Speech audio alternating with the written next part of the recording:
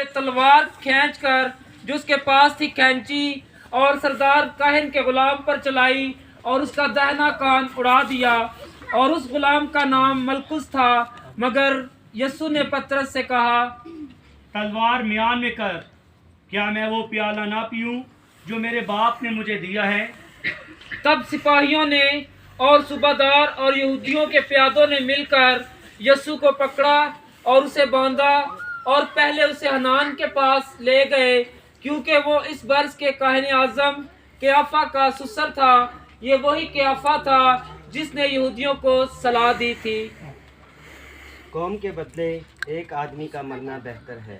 مگر شمعون پترس اور ایک اور شاگرد بھی یسوع کے پیچھے ہو لیے، اور اس شاگرد اور کاہن اعظم میں جان پہچان تھی، اور وہ یسوع کے ساتھ کاہن اعظم کے صحن میں گیا، لیکن پترس باہر دروازہ پر کھڑا رہا۔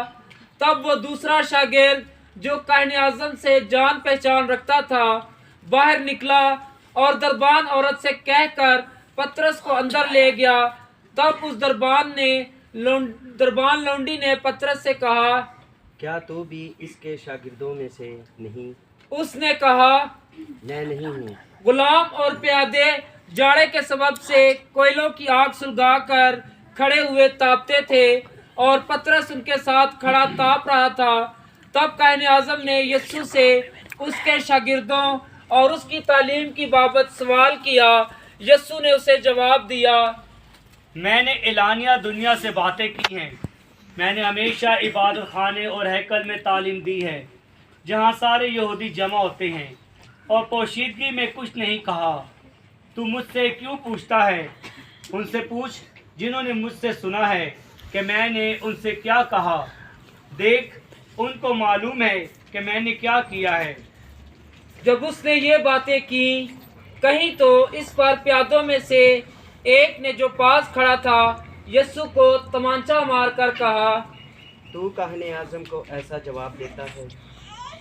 یسوع نے جواب دیا، اگر میں نے غلط کہا ہے تو اس غلطی پر گواہی دے، لیکن اگر ٹھیک کہا ہے تو مجھے کیوں مارتا ہے؟